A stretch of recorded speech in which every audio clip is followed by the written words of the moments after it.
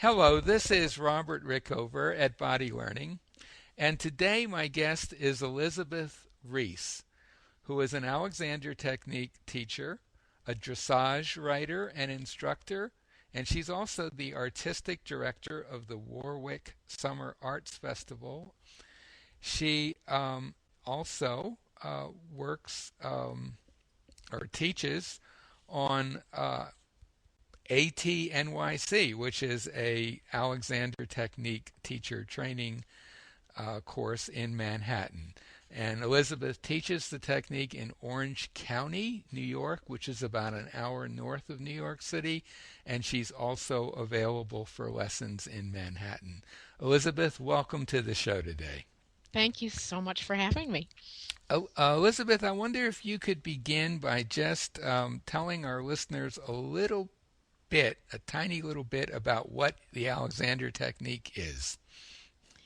Well, the Alexander technique is well, simply it could be described about posture, but then of course there's the big question of what is posture, and posture is not really the way we think of it, a set of positions, but it's the way that we quite dynamically interact with gravity, so that it's when we interact to our best of our abilities, there's a very dynamic relationship of our whole spines, our head and our neck and our back, and and as Alexander teachers, we're looking to improve that dynamic all the time.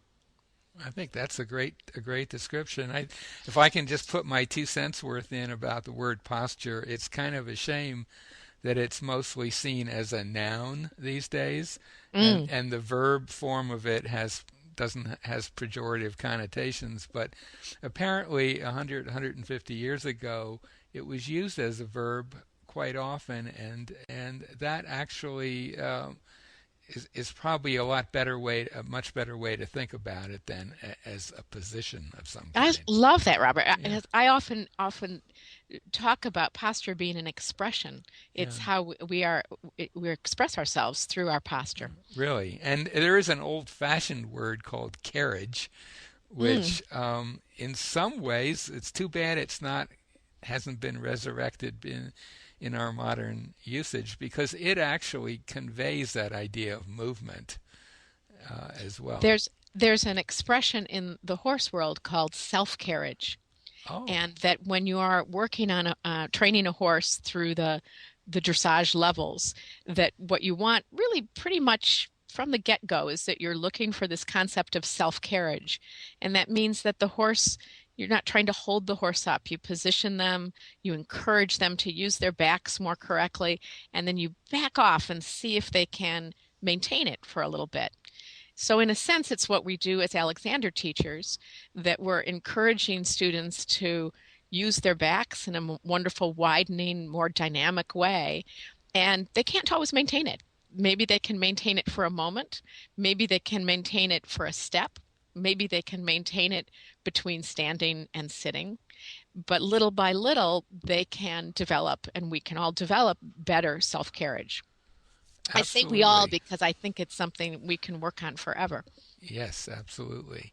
So I would like to have you tell our listeners a little bit how you encountered the Alexander technique and what Mm. caused you to continue studying it, and at some point obviously you underwent a 3 year training to become a teacher. How did that all begin for you? I was quite young when I was taking a summer dance theater workshop in Michigan, Western Michigan, and I was at the time a dancer and actress. And there was a lot of exciting things of dance and theater. There was a ritual theater class, and then there was an Alexander class offered by Marjorie Barstow. I'd never heard of her. I'd never heard of the technique, and I took it. And she gave a brief introduction and said, describing the Alexander technique, which I don't remember, but she did ask if anyone else had ever heard of the Alexander technique, and I said, "Oh yes." I'm sorry, if anyone had ever done anything similar to the Alexander technique, and I, as a young kid, said yes, absolutely. I'd done some yoga and some Tai Chi, and I'd studied at the Hawkins School. And she really corrected me and said, wrong, there's nothing like the Alexander technique. And I was a bit put off by it. Actually, I thought, I'm going to drop this class immediately. And then she came over and put hands on me. And it was, I think it was the words I've used recently. It was unfolding from the inside out. It was the most phenomenal experience I'd ever had. That it wasn't about, she wasn't positioning me. She wasn't putting me in a place. She was speaking so deeply to my sense of pulling down and in, and just releasing me up and out. And I had never experienced something like that. So I followed her around a lot for the next few years. And then it became a very fundamental part of my training as a dancer and performer in New York City. Then I missed horses because I'd ridden a lot as a kid. And I found my way to a small little barn in Brooklyn, and I started taking a few riding lessons. And I said, damn, this is so much like the Alexander technique. And someone gave me Sally Swift's book and said, oh, well, someone already put this together. And Sally Swift, who had been a student of Marge's, she was also, really her book is very much based on the work of Mabel Todd. And then she was deeply influenced by the Alexander technique later on in her life. And her second book talks a lot about the Alexander technique, of course. But that it was like, somebody's doing this. There's somebody out there that is put words to an experience that I was having. And that really inspired me. And at that point, I trained. I went to ACAT, American Center for the Alexander Technique, and began my training. And for our listeners, that's another teacher training course in Manhattan. And I think we should mention that Sally Swift, the name of the process that she developed, I guess you could call it a process, was centered riding, which I'm not really that involved in horseback riding, but I believe that's still going strong, isn't it? Didn't she train people, and that's very much an ongoing... She has yes, there's centered riding teachers all over the country, and in fact, they had their AGM, their annual general meeting, which they also do workshops around, like we do as Alexander teachers.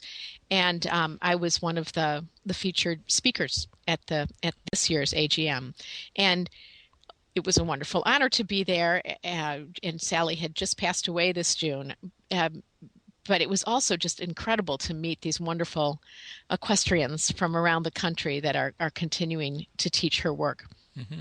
And it might be interesting to our listeners to know that F. Matthias Alexander, who was the developer of the ideas and really of the Alexander technique, was a very enthusiastic horseback rider and observer of horses himself. And that came out of his childhood, I think, in rural Tasmania, where he observed animals in general, and I think that had quite an influence on his thinking. But horses were a passion of his. And Marjorie Barstow, who you mentioned, who's also a very important teacher for me, was also a very enthusiastic horseback rider and observer of horses, and I'm sure she got a lot of her ideas about teaching from working with horses. Absolutely, as was Walter Carrington. Walter Carrington, who's another a British teacher of the technique, very well known in Alexander technique circles. I think he died about 3 or 4 years ago. He also was not only a rider, but he actually developed some Alexander technique teaching procedures based on using a saddle. Right. So there are some very strong connections between the Alexander technique and dressage and horseback riding in general. Well, what I've found over the years is that I feel like I'm very lucky to have almost my own personal lab between teaching people and teaching horses. Because sometimes when I'm teaching people, I can get a little bit lost in in the humanness of us, and I can go out and watch the horses or work with a horse, and then vice versa, and get lost in the horses. And when I say get lost in it, it's so easy to get lost in this idea of positioning and what we see, and forget about the layers underneath of freeing that deep structure.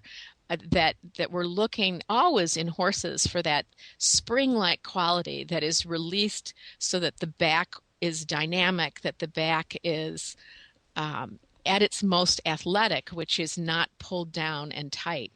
So these men and women that you mentioned that were such brilliant teachers and had a great understanding of the Alexander technique also had the great opportunity to go back and read a lot of the great masters in riding and put side by side with Alexander's writing and writers about classical equitation of a couple hundred years ago, let alone some of the really brilliant writers I've been able to train with. It's the same thing, that we are these dynamic mammals, and the only difference is the orientation of the spine. But our nervous systems are primarily the same. Mm-hmm. And how we, as I started in describing the Alexander technique, which of course we describe a little bit differently all the time, but that dynamic interaction with gravity is the same. How this relationship of the head, neck, back all function. And good riders have known that for a few hundred years, maybe more than that. So I'm assuming that to be a good rider, you have to be able to ride a horse in such a way that you're not going to cause the horse to interfere with that dynamic pattern. Is that a fair way to put it? Absolutely, yes. And go ahead. Yeah. Well, I think in learning to ride, as in learning to do everything, we think about all the things that we have to do in order. A very classic thing is that if a beginner went onto a horse, they would say, well, my legs get sore from squeezing, therefore I better build up more leg muscles. And if I need to turn the horse to the right, I got to pull with the right rein. And if I need to turn him to the left, I better pull with the left rein. If I want him to stop, I better pull. So it's all pulling and squeezing. Well, actually, those are the exact opposite things that you want to do. That if you get on a horse and your inner legs are really sore after you get on the horse, it's usually because you were gripping for dear life trying to stay on the horse. Mm-hmm. And in fact, how we stay on a horse is merely balance. I say merely because, of course, it takes a lifetime to get really good at that, is balance and timing. I say timing because timing is, we're not on a chair. We're on this moving critter that moves back and forth, a little bit side to side. There's a bit of a rotation and a little bit different in every single gait. And we have to absorb that movement with our whole bodies, and we have to follow its intricacies. So there's a little bit of a spiral that happens in our own bodies. And we have to learn not to grab on, but in fact to open up in order to be able to follow. And we have to probably most fundamentally learn not to pull and mm-hmm. grab on with those hands. So I say to turn right is actually a little bit of a give.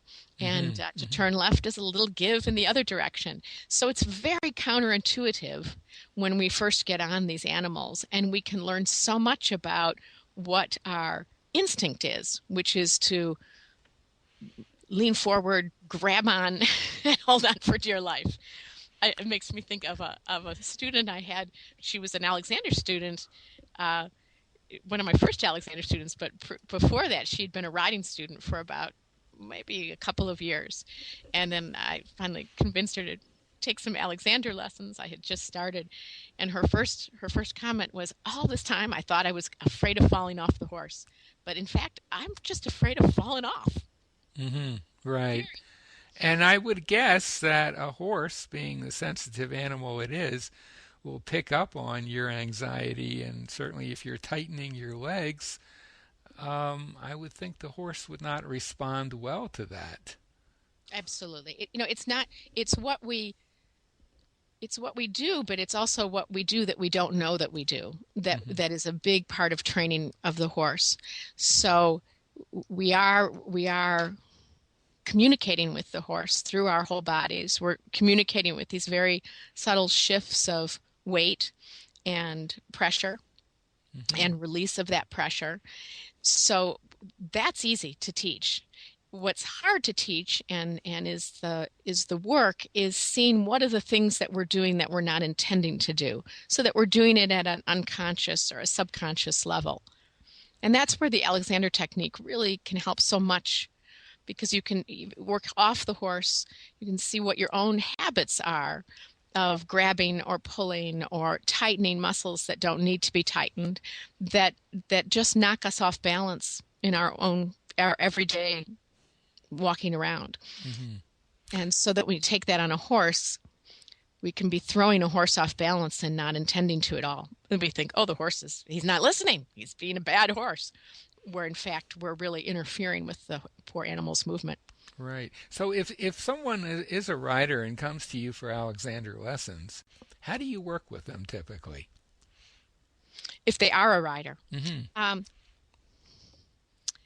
well, first thing we do is slow down a lot.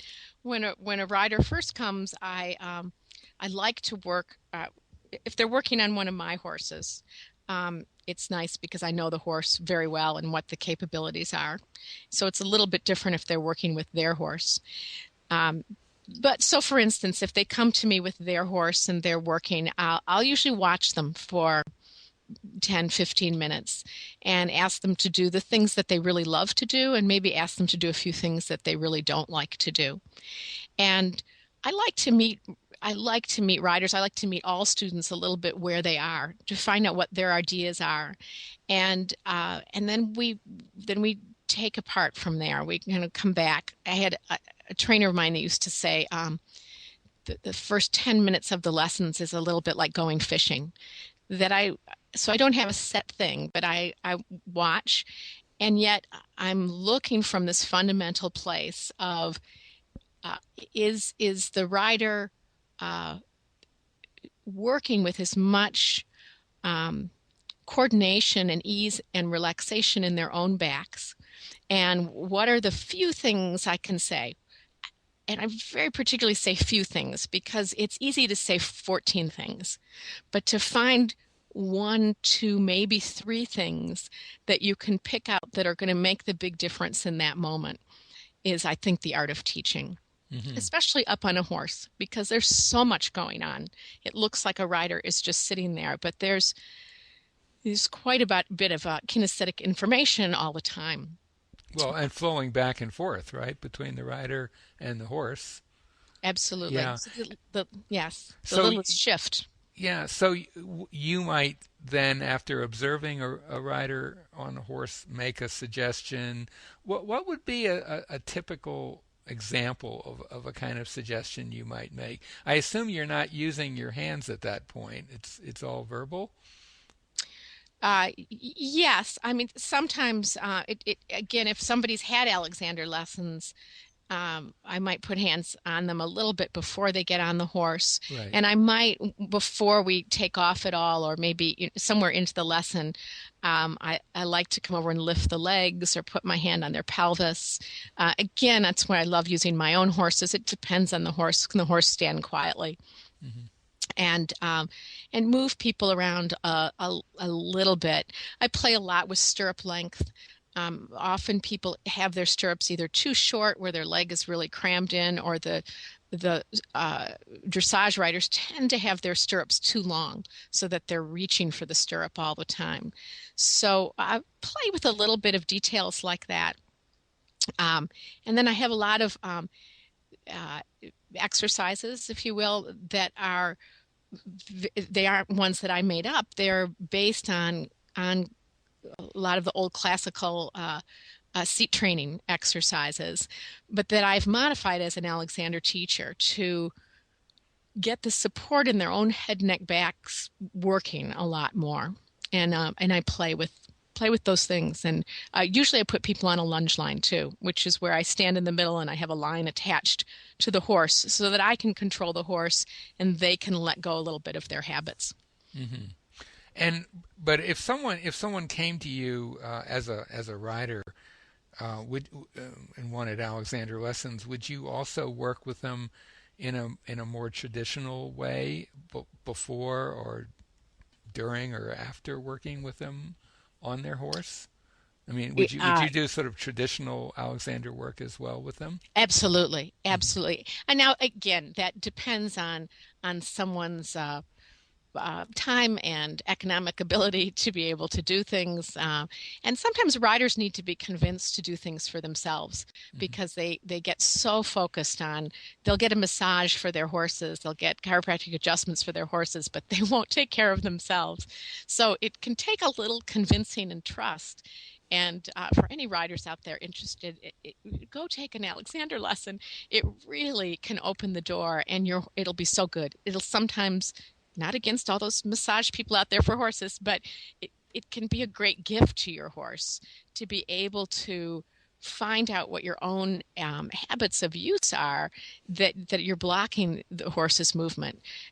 There's so much on saddle fit on a horse, on spending tons of money on the right saddle so that the saddle doesn't block the horse's movement.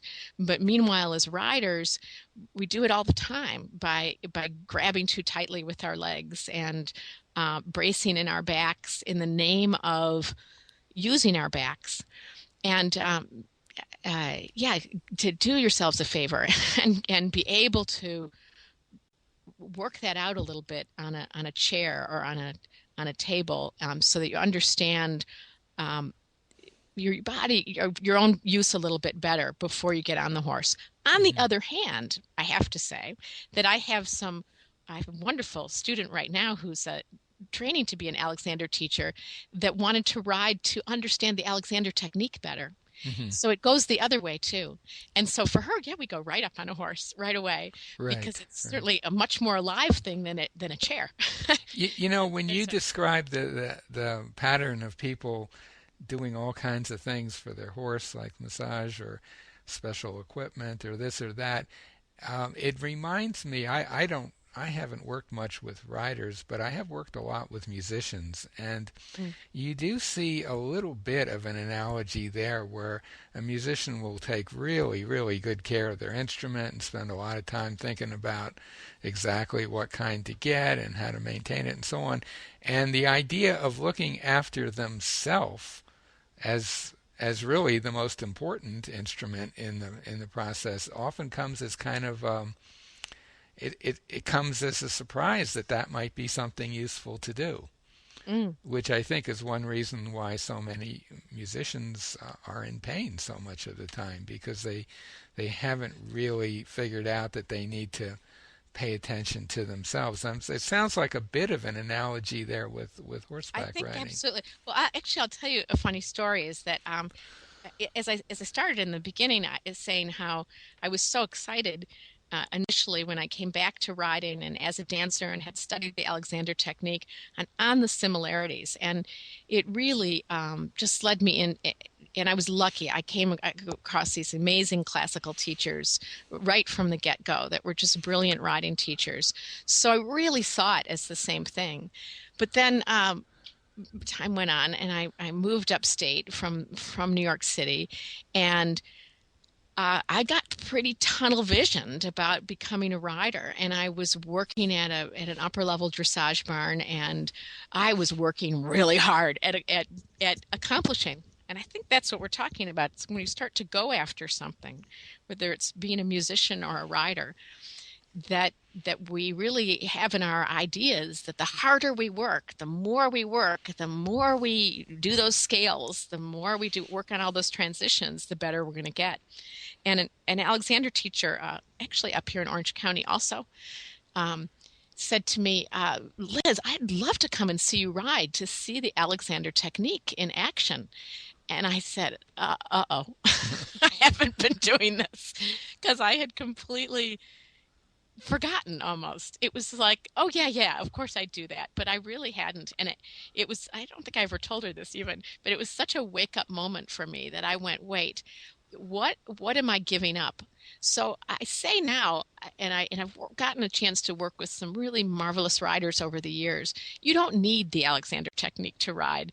It just can open up the world so that you can communicate with your horses on a much deeper, much more sensitive level. Now, I say this as an Alexander teacher. There are brilliant classical riders that do the same thing, and they don't call it the Alexander technique per se.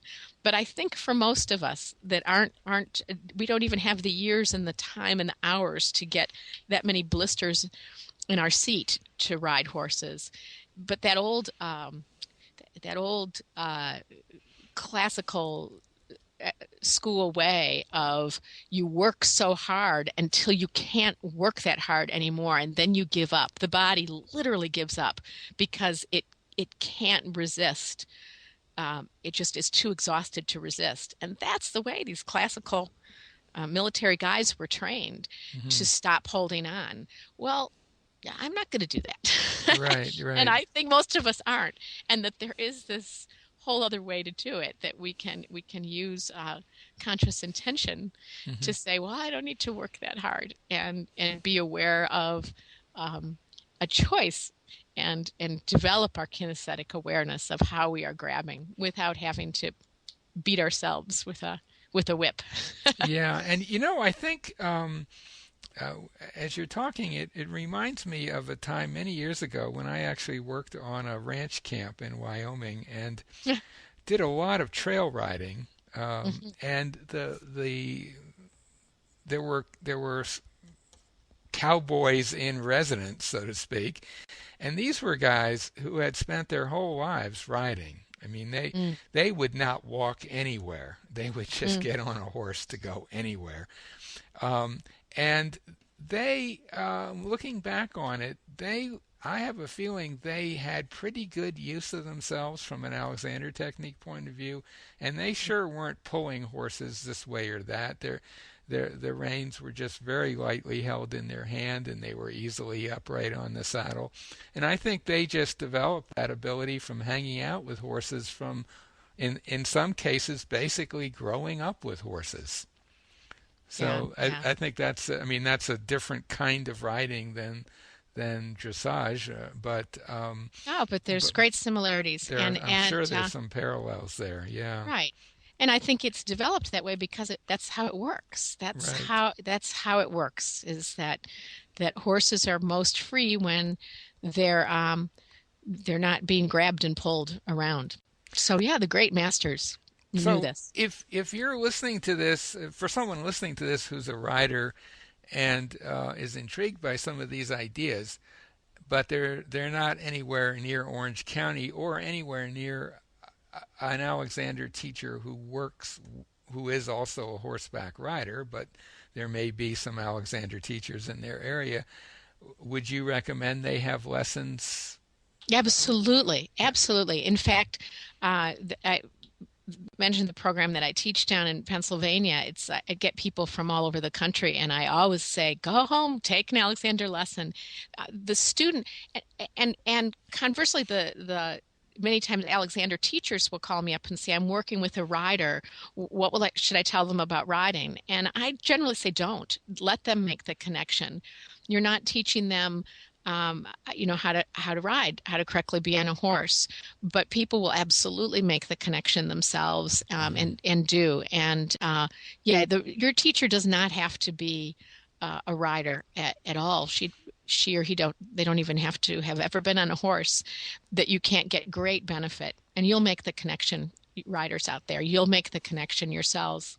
It's Right, so right. Yeah, I would think that would be the case. Is there anything else that you would like to talk about in this interview that I have missed or hmm. that comes to mind?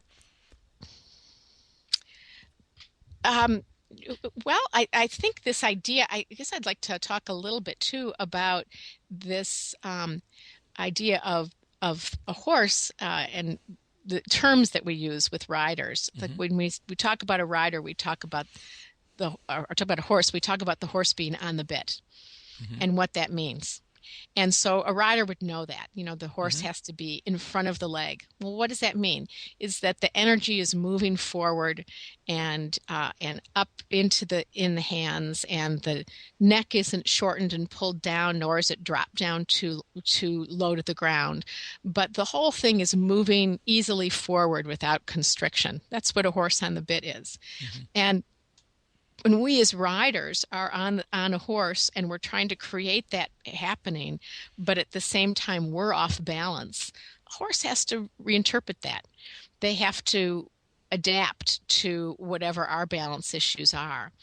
But if we can really, when we can, and I think all riders have had this experience at some point, and I think it's really what I have found is the place I go to all the time as a rider, is when I can be on my horse and I can find that place in my body that I'm releasing my back, I'm releasing any holding around my sit bones, that I am allowing my neck and my head to move out and my hands to give away. In other words, I'm doing all of this work that is just about connecting. It is not about, I'm going to stop the horse, I'm going to turn the horse, I'm going to make the horse move sideways. It is just working on the first and foremost fundamental thing is connecting. Hmm. Just connecting and not interfering with the balance. And if I can stay with that in every ride, and I think it's a discipline, because I think we can, get, oh God, I have to do shoulder in, I have to do this, got to bring the horse into a canter. But if I can stay in each gait with that just fundamental moment of connection, something marvelous starts to happen. And the horses can really, they're so sensitive, they feel a fly on their back. So we want to come down and meet that sensitivity. That how can I become even more sensitive in myself? Not try and move this 1,200-pound animal around with fierceness, though sometimes it requires a little fierceness, but really, where can I find that gentleness and sensitivity and ease inside of myself? And that's the place that I want to dialogue with my horse. So it's connecting as the most fundamental. Right. Connecting, and then we've got this idea of engagement. So I connect, and I'm working. Calm, of course, is very big. Calm in horses, it's calm, forward, and straight. This the three biblical words of training all horses. And so you're always trying to nurture this place of calm that comes out of connection. But engagement, that's a big word in riding. Engagement, we want to engage our horses. And again, usually we think of it in a very physical way.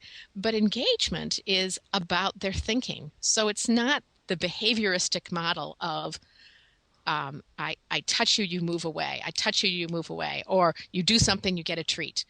You do something, you get a pat on the shoulder. Yes, we want all those things.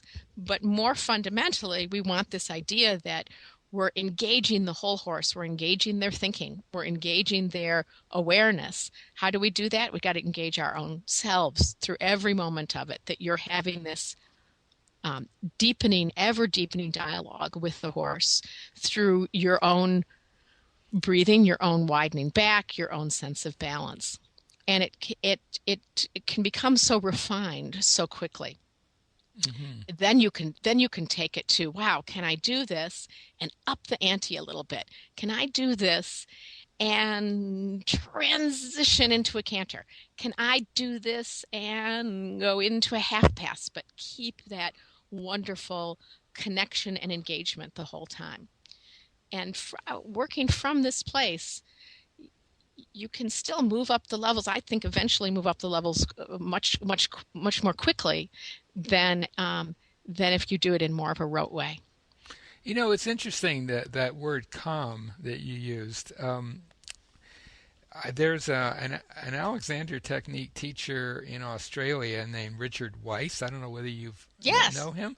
Yeah, He he was a he student of John's. yes he and also a horse trainer. He was a horse trainer long before he became an Alexander teacher. And one of the things that he said somewhere, I think in an article many years ago, that has always stayed with me, is that it's easy to understand why, say, dogs and humans get along so well, because they like to hang out together by the fire at night and run around together during the day. But for horses and humans to bond is a bit more puzzling since horses are prey, and the last thing they want on their back is another animal. Right. And so for a human to be on their back and for the horse to remain calm, that's quite an achievement. Yeah. Yeah. A dog you can get from the pound and they'll bond with you right away if you treat them nicely. But a horse, to get on them and for them to remain calm, that's kind of a different scenario, right?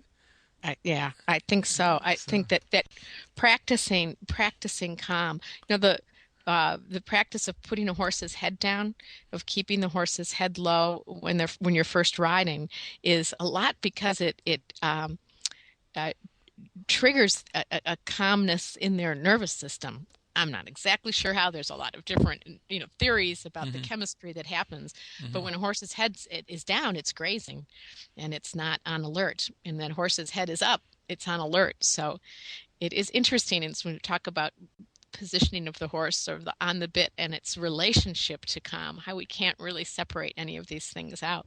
and one way, I suppose, of describing what the Alexander technique teaches people is to be calmer. I mean, Oh, that's I a think part. I mean, it's a very oversimplified definition, but so if you're calm, your horse is more likely to be calm. And I think it, maybe this is a good place to end the interview, unless there's something else you want to add. What do you think? I just have a quote here Yeah, that I'll absolutely. end with. Let's end This with a is quote. two quotes actually back to back. hmm One is Walter Carrington. You've got to get yourself into a calm state of mind, a calm attitude, and you've got to stay that way. That's what it's all about. And the it there is the Alexander technique, right? The it there. Yeah. And this is side by side by a very famous horse trainer, Captain Boudant, who trained remounts for the French cavalry in the 1800s, I think. It is calmness and nothing else, which converts disordered, jerky gaits into smooth flowing ones. A teacher must first get the confidence of his pupil, that being the horse, then evince kindness, gentleness, and a will that through calm is inflexible. This is the immutable and sovereign law of teaching, whether the pupil be man or beast. Wow, that's a wonderful quote to end on. Isn't that wonderful? Yeah. That is. So, I've been speaking today with Elizabeth Reese. She's an Alexander Technique teacher, and she also teaches dressage and horseback riding. And she lives in Orange County, New York, about an hour north of New York City. She's available for Alexander lessons and I guess riding lessons too, right? Absolutely. In Orange County. And she also works on an Alexander Technique training course in Manhattan, and she's available for lessons in Manhattan. So, Elizabeth, thank you so much for being on the show today. Oh, thank you for having me.